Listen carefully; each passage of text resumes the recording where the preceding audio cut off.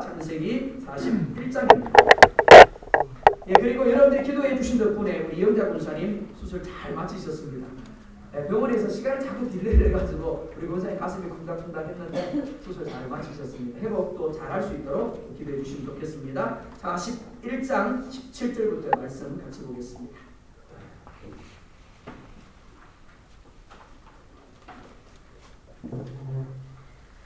41장 17절부터 우리 36절까지 다 봐야 되는데 17절부터 24절까지만 교독하도록 하겠습니다. 17절 우리 여자분들이, 18절 남자분들이 봅니다. 시작.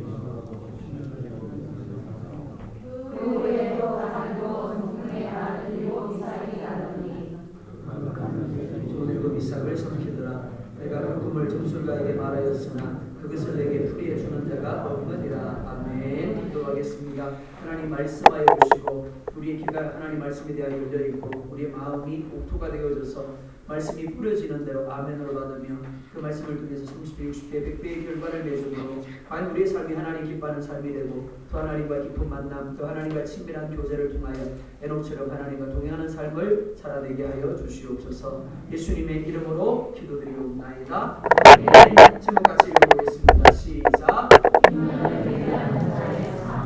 흉년을 대비하는 자의 삶이라는 제목으로 하나님의 말씀 증가하도록 하겠습니다. 창세기 요셉의 생애를 계속해서 살펴보고 있습니다. 요셉의 생애를 보면서 여러분은 무엇을 느끼십니까? 저는 하나님께서 한치의 오차나 실수가 없이 요셉의 삶에 함께 하셔서 그의 삶을 뜻한 대로 인도하심을 보고 있습니다. 이는 요셉의 삶만 그런 것이 아니라 예레미야 33장 2절을 보면 이렇게 말씀을 합니다. 하나님은 일을 지으시는 분이고 하나님은 일을 행하시는 분이며 하나님은 일을 성취하는 분이다. 이를 인정하는 것이 믿음이고 이 하나님을 신뢰하고 의뢰하며 순종하는 삶을 사는 것이 믿는 자의 삶인 줄 믿습니다. 어저께 남북 정상들이 판문점에서 만났습니다. 참 보기 좋죠? 어떤 사람은 속지 마라고 이야기를 합니다. 또 어떤 사람은 새로운 역사의 시작이라고 합니다. 뭐가 맞을까요? 정답은 모른답니다. 하나님만 아신다라는 겁니다. 어떤 사람은 남북 정상이 만난 것을 믿음의 사람들이 오랫동안 기도한 것의 결과라고 이야기하기도 합니다. 우리 민족은 1945년 일본으로부터 해방된 이후 70년 동안 분단된 상태로 지내왔습니다. 그러니까 이제 통일이 될 때가 되었다라고 할 수 있습니다. 무엇보다 성경에서 바벨론 포로된 남유다 백성들을 돌아가게 한 해가 70년이 되는 해였습니다. 그러니까 더 기대가 되는 것이 사실입니다. 하지만 통일은 우리가 기대한다고 되는 것이 아닙니다. 하나님이 허락하셔야 합니다. 앞으로 남북이 어떻게 될지는 오직 하나님만이 아십니다. 하지만 우리는 하나님이 하나님의 때에 통일이 되게 하실 것을 믿음으로 기대하며 하나님의 움직임에 민감하게 반응할 수 있어야 되고 하나님의 때를 준비할 수 있어야 됩니다. 오해하지 마십시오. 신문에 보니까 통일이 될 것 같으니까 민통선 안에 있는 땅을 묻지마로 구매하는 사람들이 늘었다 라는 기사를 보았습니다. 그렇게 준비하라는 이야기가 아닙니다. 영적으로 준비하라는 것이고 그 영적인 것을 통해서 삶 가운데 하나님의 뜻을 따라 순종하는 삶을 살라라는 겁니다. 그래야만 하나님이 주시는 통일이라는 축복을 온전히 누릴 수가 있게 되는 겁니다. 이는 창세기에 나타난 요셉의 생애도 마찬가지입니다. 요셉의 삶이 저절로 이루어지지 않습니다. 하나님의 이끄심이 있고 그리고 하나님의 그 이끄심에 요셉이 믿음으로 반응하며 준비했기에 그가 하나님의 사람으로 쓰임받을 수 있었던 겁니다. 어떤 분이 저한테 묻더라고요. 목사님, 어떤 분은 저렇게 하나님의 은혜가 넘치는데 저는 왜 이런지 모르겠어요. 답은 하나입니다. 준비되지 않았기 때문입니다. 바로의 술 맡은 관원장이 복직이 된 지 만 2년이 지났을 때 바로가 꿈을 꿉니다. 그 꿈은 아름답고 살찐 7의 암소와 흉하고 파리한 7 암소의 꿈입니다. 그리고 무승하고 충실한 7 이삭과 가늘고 동풍에 마른 7 이삭의 꿈이었습니다. 바로가 이 꿈 때문에 번민합니다. 해석을 하고자 합니다. 그런데 애굽의 점술가와 회원들 중에 해석하는 자가 없었습니다.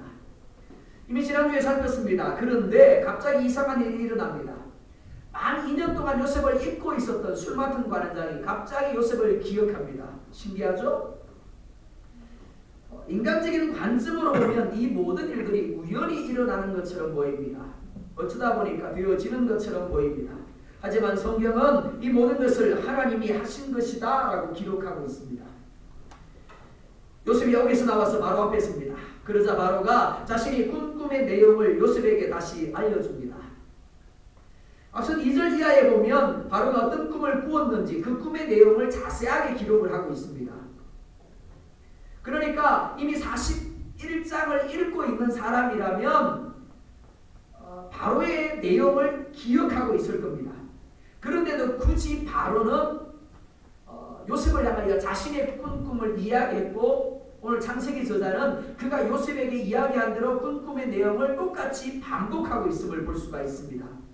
그냥 바로가 자신의 꾼 꿈을 요셉에게 이야기했더라 그러고 넘어갈 수 있는 상황입니다. 그런데도 어떤 의도를 가지고 창세기 저자가 똑같은 이야기를 반복해서 또 기록하고 있더라라는 겁니다. 우리 입장에서 본다면 이미 알고 있는 내용이기 때문에 별로 흥미를 가지지 못하는 것이 사실입니다. 그러니까 반복되는 내용에서는 그냥 빨리 넘어가는 겁니다. 그런데 성경에서 반복되어질 때 그것은 특별한 이유를 가집니다. 첫째, 그 일이 우연히 혹은 어쩌다 보니 일어나는 것이 아니라 하나님이 하신 이름을 증거하는 의도가 있습니다. 즉 미리 반복해서 말씀하심으로 실제로 그 일이 이루어졌을 때 우연히 어쩌다 온 것이 아니라 하나님께서 계획하신 것이고 하나님이 행하신 것임을 깨닫게 하기 위한 것입니다. 둘째, 그 일이 반드시 이루어질 것을 보증하기 위함입니다. 그래서 반복해서 우리의 기억 속에 각인시켜 놓으시고 우리를 하여금 준비하게 하시는 겁니다.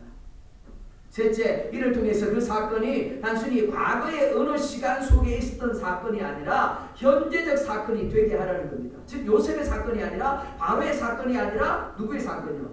나의 사건이 되게 하려는 겁니다. 과거의 어느 시간 속에 역사하셨던 하나님이 현재 우리의 삶에도 동일하게 역사하고 계시고 그러한 하나님을 향하여 우리가 어떻게 믿음으로 반응해야 할 것인가를 교훈하는 겁니다.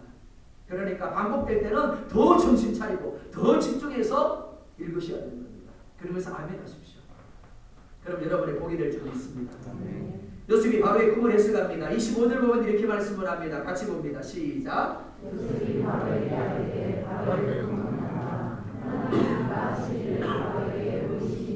아멘. 바로가 몇 개의 꿈을 꾸었습니까?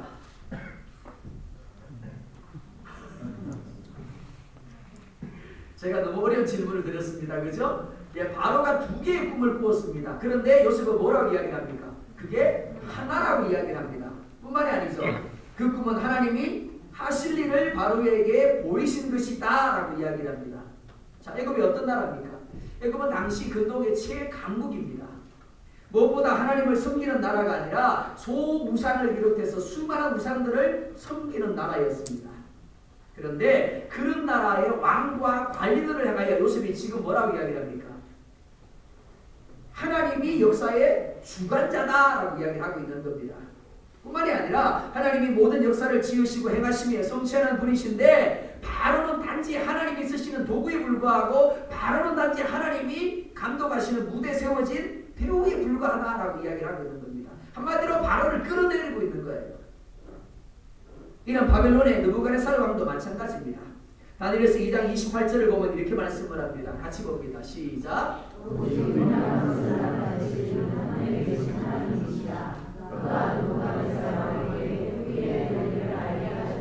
아멘. 그가 느부갓네살 왕에게 후일에 될 일을 알게 하셨나이다. 누가요? 그가 하나님이시라 라고 말하죠. 자, 45절도 보겠습니다. 시작.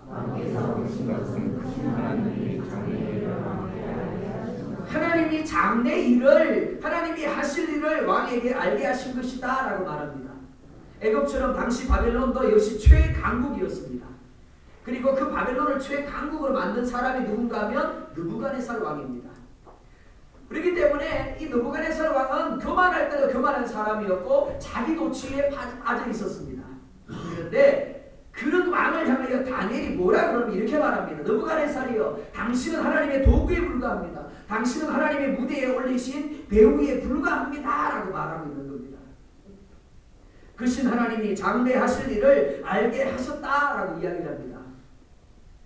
크리스찬들에게 이런 이야기를 한다라면 당연히 고개를 끄덕일 겁니다. 아멘이라고 할 겁니다. 하지만 느부갓네살이나 바로는 다릅니다. 하나님을 알지 못하는 이방인이고 무엇보다 자기 힘으로 최강국을 만들었다라고 교만에 빠져 있는 사람들입니다. 그러니까 그들에게는 전혀 용납될 수가 없는 이야기인 겁니다. 하지만 이들이 인정하든지 인정하지 아니하든지 하나님은 천지를 만드신 창조주이십니다. 그리고 말씀으로 온 세계를 통치하시는 분이심을 믿으시기 바랍니다. 어느 날 느부갓네살 왕이 신상의 꿈을 꿉니다. 왕이 본 신상은 머리는 정금이고 가슴과 팔은 은이고 배와 넓적다리는 옷이고 종아리는 철이고 발은 일부는 철이고 일부는 진흙으로 되어 있었습니다. 그리고 그때 사람이 손대지 않은 돌이 어디선가 날아와서 쇠와 진흙으로 된 신상의 말을 쳐 부숴뜨립니다. 그러자 쇠와 진흙 부분은 물론이고 신상의 모든 부분들이 부서져서 날려가서 흔적이 없이 되었더라 그렇게 말하고 있습니다. 이것이 느부갓네살의 꿈입니다. 자, 이 꿈의 의미가 무엇입니까? 다니엘이 해석을 합니다. 신상의 금머리는 느부갓네살과 바벨론을 가리킨다라고 말합니다. 그리고 그 다음에 왕만 못한 다른 나라가 일어나는데 그 둘째로 일어나는 나라가 바로 바사와 메대입니다. 그리고 세 번째로 일어나는 나라가 못 같은 나라인데 헬라를 말합니다. 즉 알렉산더가 이끄는 그리스를 말합니다. 그리고 넷째로 일어나는 철 같은 나라가 주변 나라를 부수고 무너지게 하겠으나 발과 발가락이 철과 흙으로 되어 있었다. 얼마나 철같이 강하지만 얼마나 부서지기 쉽고 또 철과 흙이 합쳐지지 않은 것처럼 온전히 하나가 되지 못할 것이다. 어느 나라일까요? 다민족으로 만들어진 로마였습니다. 끝으로 사람의 손을 대지 아니한 돌이 날아와 부서뜨립니다. 로마가 다스리는데 누가 태어나셨죠? 예수님이 태어났습니다. 예수님의 초림을 보여주는 겁니다. 그리고 예수님의 초림으로 하나님의 나라, 하나님의 통치가 시작되었고 그리고 완성될 재림을 보여주고 있는 겁니다. 이것을 미리 보여주는 것이 바로 신상입니다. 즉 세계 역사가 어떻게 진행되어져 갈 것인가를 지금은 바벨론이 최강국이니까 그 다음에 어떻게 될지 아무도 모르는 상황입니다. 그런데 바벨론이 가장 최강국일 때, 즉 느부갓네살이 다스리던 바로 그때 바벨론이 어떻게 될 것이라고요? 망할 것이라는 겁니다. 그 다음에 메데바사가 일어날 것이고 그 다음에 헬라가 일어날 것이고 로마가 일어날 것이다 라고 말씀하고 있는 겁니다. 그런데 그 로마도 계속해서 가지 못하고 예수님이 태어나셔서 그 모든 인간의 나라를 깨뜨릴 것이다 라고, 하나님의 나라가 시작될 것이다 라고 말씀하고 있는 겁니다.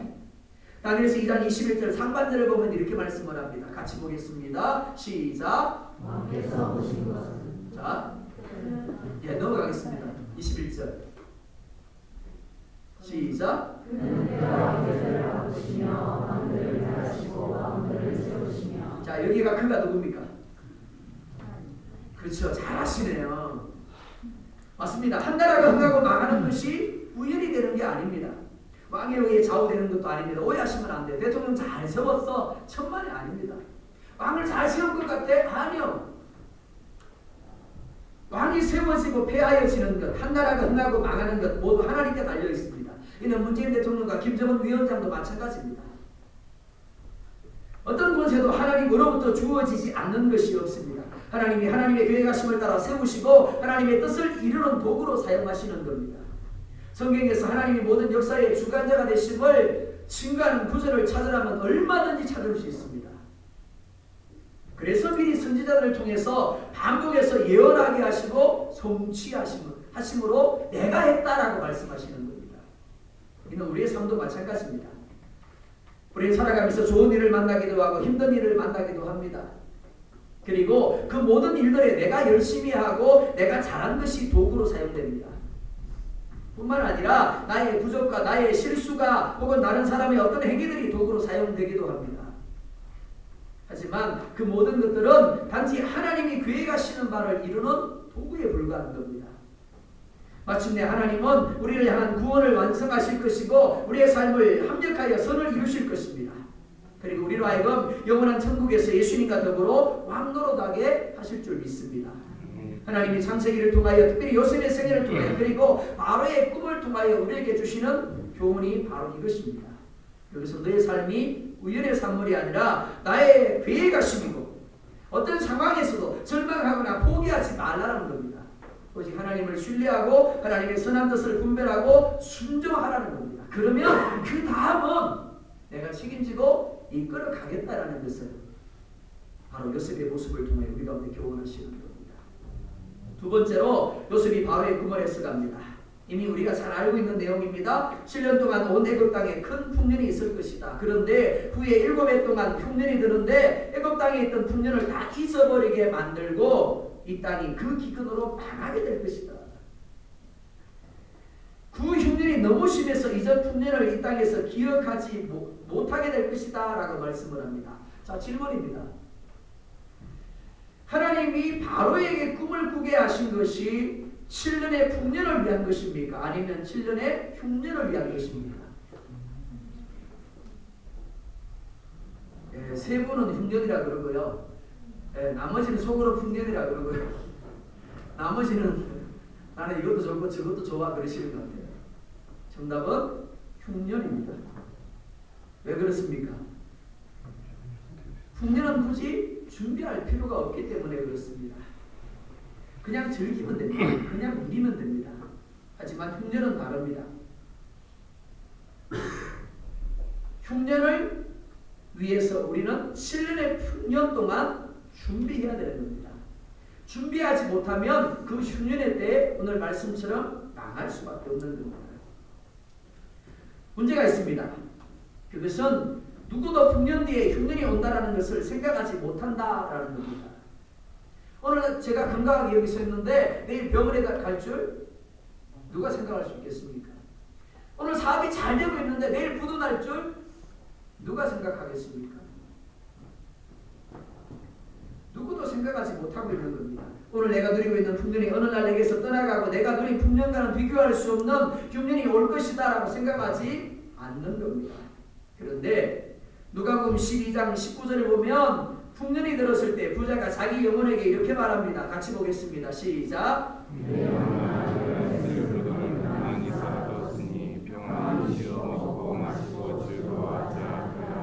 아멘. 그 부자를 향해 하나님이 이렇게 말씀을 합니다. 어리석은 자여 오늘 밤에 네 영혼을 도로 찾으리니 그런데 내 준비한 것이 누구의 것이 되겠느냐. 부자는 풍년이 들었기 때문에 영혼아 고생했다. 이제 마음껏 먹고 마시고 즐기자. 그렇게 이야기를 합니다. 왜요? 내일 흉년이 자기에게 올 것이라고 생각하지 못하기 때문에 그렇습니다. 그러니까 당연히 즐기는 게 맞습니다. 누리는 게 맞습니다. 그런데 하나님은 뭐라고요? 오늘 밤에 너희 영혼을 내가 찾을 거야. 무슨 말이에요? 오늘 밤에 너에게 흉년이 주어질 것이다 라고 말씀하는 겁니다. 특별히 21절을 보면 이렇게 말씀을 합니다. 자기를 위하여 재물을 쌓아두고 하나님께 대하여 부유하지 못한 자가 이와 같으니라. 부자는 자기 자신만을 위하여 심었지 하나님을 위하여 심지 않았다라고 말합니다. 즉 자기 자신에게 부유했을 뿐 하나님께 대하여는 부유하지 못했다라는 겁니다. 갈라디아서 6장 7절 하반절과 8절을 보겠습니다. 시작.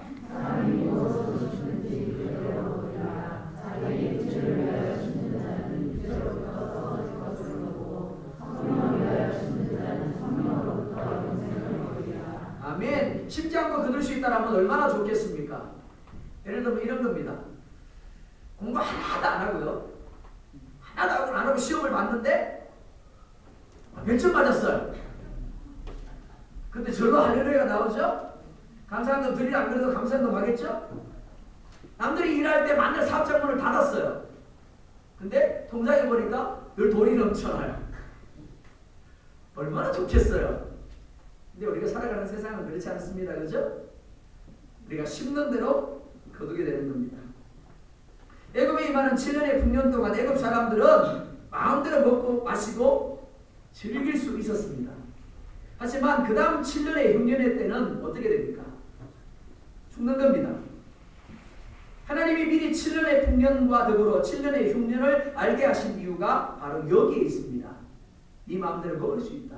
네 마음대로 누릴 수 있다. 네 마음대로 즐길 수 있다. 그러나 그 다음에는 네가 망하리라. 그렇게 살지 말라는 겁니다. 풍년이 주어졌을 때 먹고 싶은 대로 마음껏 먹고 마시고 누리고 즐기는 것이 아니라 오히려 절제하라는 겁니다. 왜요? 흉년이 온다라는 겁니다. 7년의 흉년 동안 사용할 종자를 먹고 싶지만 누리고 싶지만 즐기고 싶지만 아껴두어서 준비하게 하기 위해서 꿈을 꾸게 하신 겁니다. 이는 우리도 마찬가지입니다.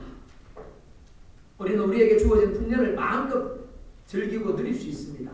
하지만 누가복음 16장 25절을 보면 이렇게 말씀을 합니다. 같이 보겠습니다. 시작.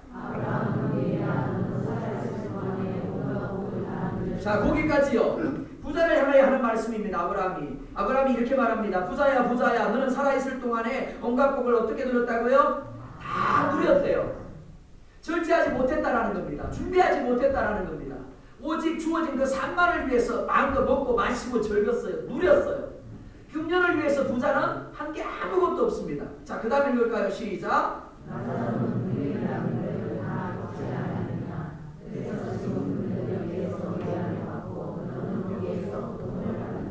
자, 나사로가 부자가 다른 게 뭡니까? 불행이란 불행을 다 겪지 않았냐, 이것을 문자로 이해하지 마세요. 그는 당장을 위하여 살지 않았다라는 겁니다. 자기에게 주어진 풍년을 위해서 산 것이 아니라 장차 다가올 뭘요? 흉년을 위해서 절제하는 삶을 살았다라는 겁니다. 준비하는 삶을 살았다라는 겁니다. 그래서 즐길 수 있는데 즐기지 않았어요. 누릴 수 있는데 누리지 않았다라는 겁니다. 그렇기 때문에 그가 절제한 그 부분에 대해서 어떻게 해요? 지금 여기에서 위안을 받고라고 말하고 있는 겁니다. 7년의 흉년은 올 수도 있고 오지 않을 수도 있는 것이 아닙니다. 하나님이 말씀하셨기에 반드시 올 수밖에 없는 겁니다. 하지만 바로가 꿈을 꾸지 않았다면, 그래서 7년의 흉년이 온다는 사실을 알지 못했다면 어떻게 될까요?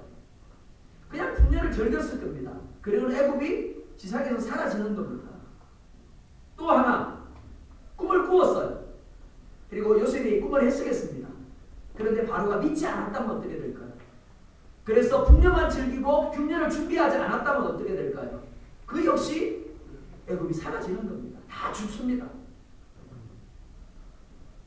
그런데 알았습니다. 그리고 믿었습니다. 그래서 애굽 사람들은 7년의 풍년 동안 마음껏 누릴 수 있었음에도 불구하고 마음껏 즐길 수 있었음에도 불구하고 내려놓았습니다. 절제했습니다. 7년의 풍년을 준비하는 삶을 살았습니다. 그러니까 그들이 7년의 흉년이 왔어도 살아남을 수 있었던 겁니다. 망하지 않았던 겁니다. 우리도 마찬가지입니다. 우리는 현재 우리에게 주어진 자유와 우리에게 주어진 것들로 마음껏 육의 기쁨과 즐거움을 위하여 살 수 있습니다. 마음껏 마시세요. 마음껏 드세요. 마음껏 즐기세요. 마음껏 누리세요. 그리고 망하세요. 이게 누구의 삶이라고요? 교회 밖의 사람들이요. 왜요? 흉년이 다거든요. 그들은 흉년이 온다는 것을 모릅니다. 흉년이 온다는 것을 믿지 않아요. 그러니까 오직 무엇을 위해 살아요? 풍년만을 위하여 사는 겁니다. 그러니까 그렇게 살다가 망하는 겁니다. 죽습니다. 그러나 우리는 그렇게 살아서는 안 되는 겁니다. 왜요? 바로처럼 하나님께서 우리에게 꿈을 꾸게 하셨기 때문에 그렇습니다. 그 꿈의 의미가 무엇인가를 해석을 통하여 알게 하셨고 믿게 하셨기 때문입니다. 정말 풍년 뒤에 흉년이 온다는 것을 우리가 믿는다면 지금처럼 살아서는 안 되는 겁니다. 즐길 수 있습니다. 누릴 수 있습니다. 마실 수 있습니다. 그러나 마시지 말아야 되는 겁니다. 즐기지 말아야 되는 겁니다. 누릴 수 있을 때 절제해야 되는 겁니다. 그리고 대비해야 되는 겁니다. 히브리서 9장 27절은 이렇게 말씀을 합니다. 한번 죽는 것은 사람에게 정해진 것이요 그 후에는 심판이 있으리니 언제나 우리의 삶이 풍년이라고 말씀하지 않습니다. 풍년 뒤에 흉년이 온다라고 말합니다. 부자의 문제가 바로 여기에 있습니다. 그는 단지 주어진 풍년만 누리며 즐길 줄 알았지 다가오는 흉년을 준비하는 믿음이나 지혜가 없었습니다. 그러니까 준비되지 못한 채 흉년을 맞이할 수밖에 없었고 우리의 가족들은만큼은 이것에 오지 않게 해주십시오 라고 부르짖을 수밖에 없었던 겁니다. 우리의 가족들만이라도 흉년을 준비하게 해달라고 아브라함에게 간청할 수밖에 없었던 겁니다. 누구나 죽습니다. 그리고 죽음 후에는 영원한 심판이 있습니다. 이 심판을 31절은 이렇게 말씀을 합니다. 후에 그 흉년이 너무 심함으로 이전 풍년을 이 땅에서 기억하지 못하게 되리라. 착각하시면 안 됩니다. 지옥이요? 우리가 상상하는 것 그 이상입니다. 우리가 아무리 지옥이 고통스러운 곳이야, 지옥은 엄청나게 힘든 곳이야, 설명할 수 없습니다. 천국도 마찬가지입니다. 그러나 그런 지옥일지라도 그런 흉년일지라도 풍년의 삶에서 준비한 사람은 결코 두려워할 이유가 없는 겁니다. 언젠가 제가 제자 훈련을 하면서 그런 이야기를 했어요. 천국을 믿으시냐고. 아멘. 그러셨어요. 김사 천국 믿으시죠? 오늘 천국 가시겠습니까? 네, 천국을 믿습니다. 천국 들어갈 것을 믿습니다. 그런데 문제는 오늘이면 안 돼요. 언제요? 우리 애들 다 키워놓고 십자가 다 보내고 내가 하나님 이만하면 됐어요. 이제 나 불러주세요.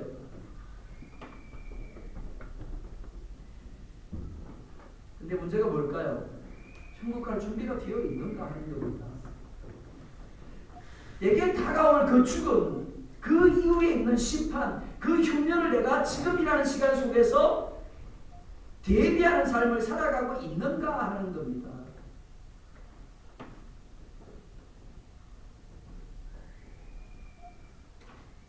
믿음의 사람들에게 있어서 흉년은 심판이 아니라 예수님과 함께 영원한 왕노로 살아가게 될 천국으로 주어지게 될 겁니다.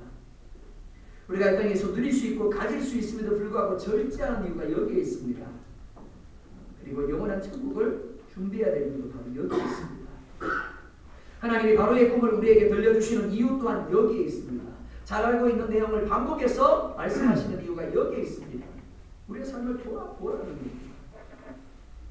목사라고 천국 가는 거 아닙니다.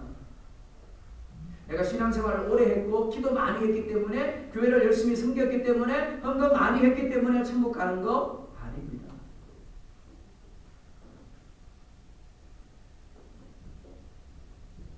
중요한 것은 내가 정말 풍년 뒤에 흉년이 올 것을 믿고 있고 그 흉년을 준비하는 대비하는 삶을 살아가고 있는가 하는 겁니다. 그게 믿음입니다. 우리는 무엇을 심든지 그대로 거두게 될 것입니다. 오늘 우리의 삶은 과거 우리가 심은 것의 열매입니다. 여러분의 삶을 한번 보십시오. 왜 오늘 이런 결과가 우리에게 주어졌습니까? 1년 전에 혹은 5년 전에 혹은 10년 전에 우리가 심었기 때문입니다. 우리가 그렇게 말을 했고 우리가 그렇게 행동을 했고 이렇게 선택을 한 결과입니다. 씨를 뿌린 대로 현재 우리의 사업장이 그리고 우리의 직장이 우리 자녀들이 그런 모습을 가지고 있는 겁니다. 다은이가 이제 한국 가 있고 현빈이가 이제 함께 하고 있습니다. 이제 저도 이제 떠나갈 때가 가까워 오는데 계속 미안해요. 왜냐하면 목사면서도 사실은 우리 아이들에게 제대로 된 아빠의 역할을 못했어요. 왜냐하면 제가 아버지께로부터 받은 영향이 그런 거였기 때문에. 저희 아버지는 참 엄했습니다. 초등학교 4학년 때 돌아가셨는데 그때까지만 기억나는 게 뭐가면 엄한 아버지밖에 없었어요. 장남이다 보니까 밑에 동생들 잘못하면 만나러 불려가지고 종아리거든. 그래서 뭐 잘못했는지도 모르고 막 맞고 그런 하는 이야기가 왜 동생들 그렇게밖에 저게 해. 그런 기억이었어요. 우리 아이들에게 똑같은 아버지의 모습이었던 겁니다. 늘 어땠어요. 근데 참 후회가 되는 겁니다.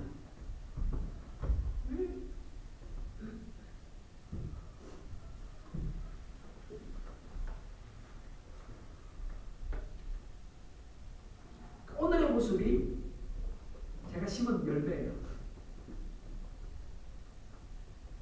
하면 실망하면서도 하나님 앞에 늘 기도하는 겁니다.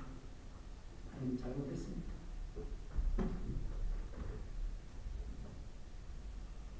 우리 삶입니다. 내가 심은 씨앗들이 아니라 하나님이 그런 거죠. 우리 삶이 그런 거예요. 내 삶이 왜 이래? 라고 생각할지 모르겠습니다. 근데 내가 1년 전에 그렇게 심은 거예요. 10년 전에 내가 그렇게 심은 거예요. 우리 내일 또 1년 뒤에 10년 뒤에 오늘 내가 심는 대로의 열매를 또 거두게 될 겁니다. 뿐만 아닙니다.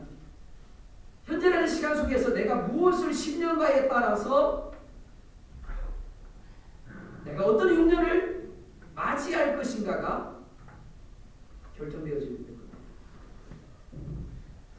흉년의 대상이 될 수도 있고 이 땅에서 누린 풍년과는 비교가 되지 않는 영원한 풍년의 주인공이 될 수도 있다. 32절 보면 이렇게 말씀을 합니다. 같이 보겠습니다. 시작.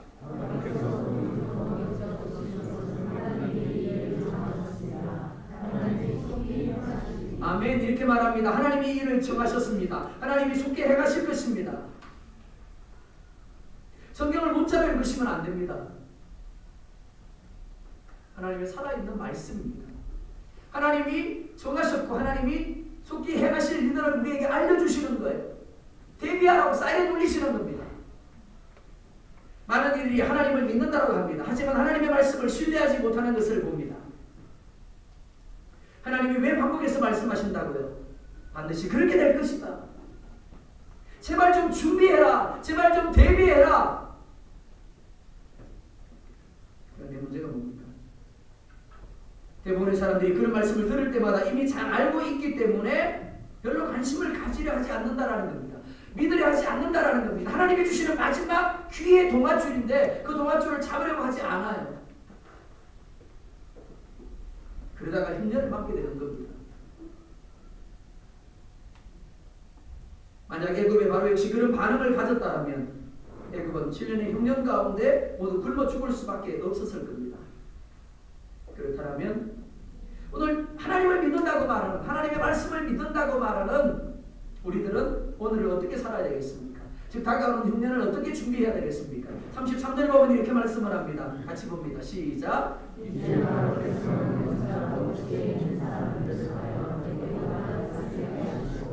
아멘. 다스리게 하자. 근데 어떤 사람이라고요? 명철하고 지혜 있는 사람이라고 말합니다.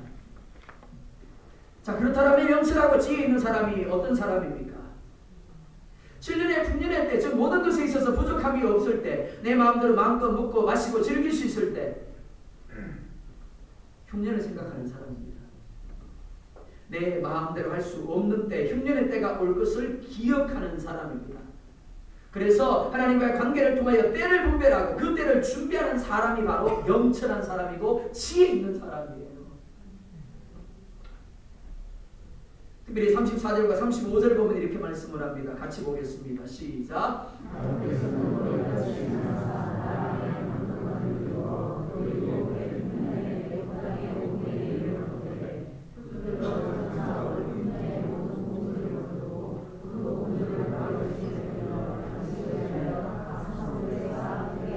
아멘. 요셉은 바로에게 7의 풍년에 되어 해야 할 일을 일러줍니다. 즉 명철하고 지혜 있는 것이 어떤 것인가를 이야기해 주는 겁니다. 그것은 애굽 땅에 5분의 1을 거두어 각 성읍에 쌓아두라는 겁니다. 여자분들 다이어트 자주 하실 겁니다. 다이어트를 할 때도 앞에 먹을 것이 있으면 신기하게도 자꾸만 들어갑니다. 그렇죠? 100개 있으면 100개가 다 들어가요. 1000개가 있으면 1000개가 다 들어갑니다. 그러면서도 다이어트 한대요. 여자분들만 그런 게 아닙니다. 우리의 삶이 그렇습니다. 우리는 있는 만큼 쓰게 됩니다. 100불이 있으면 100불만큼 쓰고요. 나도 1000불 있어 봤으면 그러면 아끼고 아껴서 이러면 이건 저축하고 이걸 이렇게 할 텐데 1000만이에요. 1000불 있어 보세요. 1000불 또 다 써요. 그리고 뭐라고 해요? 2000불이 있으면 그러죠.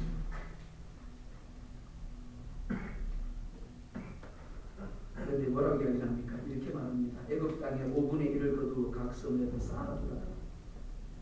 지금 많다고 흥청망청 다 먹어치우지 말라라는 겁니다. 즐길 수 있다고 마음껏 즐기지 말래요. 누릴 수 있다고 마음껏 누리지 말래요. 오히려 애굽 땅에 5분의 1을 거두어서 각 성읍에 쌓아두라라고 이야기를 합니다. 왜요? 왜요? 자, 창세기 47장 23절을 볼게요. 시작.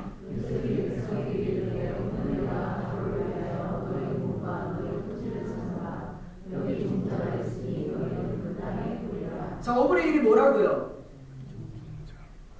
아니, 대부분 읽으셨어요? 뭐라 그래요?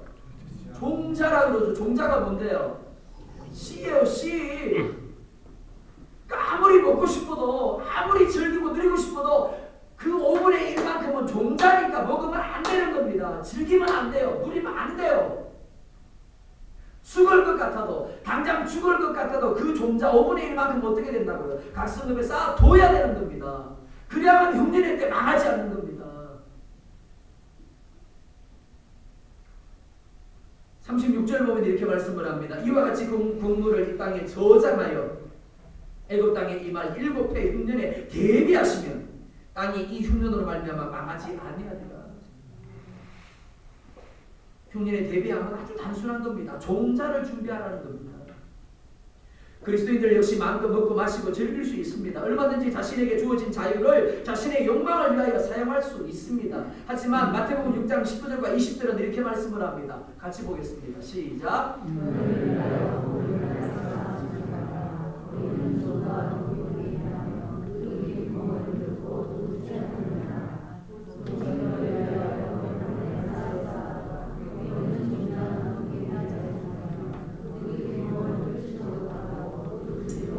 뭐 하래요?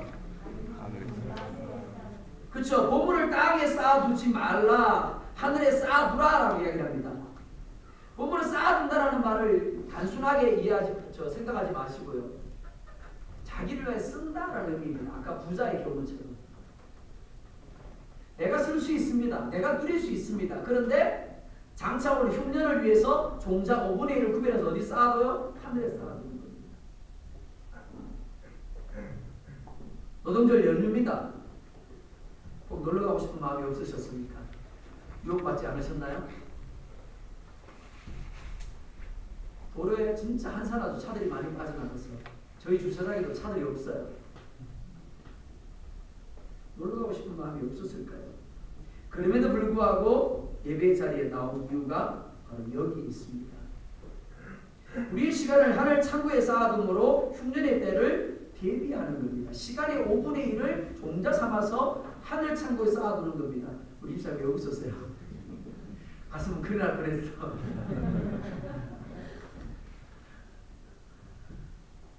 종자예요, 종자. 주일 성수하는 게 종자가 여러분들 씨앗을 뿌리는 겁니다. 하늘 창고에 쌓아두는 거예요.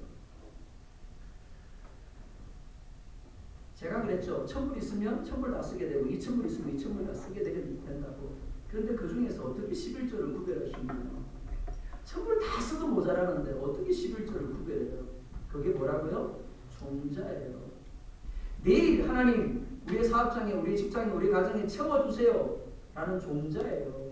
그리고 나중에 하늘 창고에서 우리가 거두게 될 영원한 씨앗, 열매의 종자가 되는 겁니다. 하나님이 여러분의 삶을 계획하셨음을 믿으시기 바랍니다. 그리고 계획하신 대로 합력하여 선을 이루고 가시고 계심을 믿으시기 바랍니다.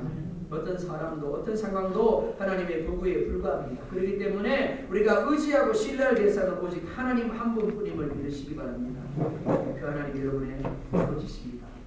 그 하나님 여러분의 목자이십니다. 그리고 오늘이라는 시간을 오늘이라는 것만을 위하여 즐기고 사용하지 마시기 바랍니다. 내일, 내년, 10년, 20년 여러분들의 내일을 위한 그리고 영원한 미래를 위한 종자로 사용하시기 바랍니다.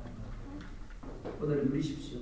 그러나 다가올 흉년을 위해서 절제하는 믿음으로 준비하시기 바랍니다. 그래서 오늘보다 더 나은 내일, 오늘의 하나님이 주시는 복보다 내일 하나님이 내게 주시는 복이 더 넘쳐나고 무엇보다 우리가 이 세상을 편안한 날, 기쁨으로 주님의 품 안에 안길 수 있는 여러분 될 수 있게 주님을 축원드립니다. 기도하겠습니다. 1분만 기도하겠습니다.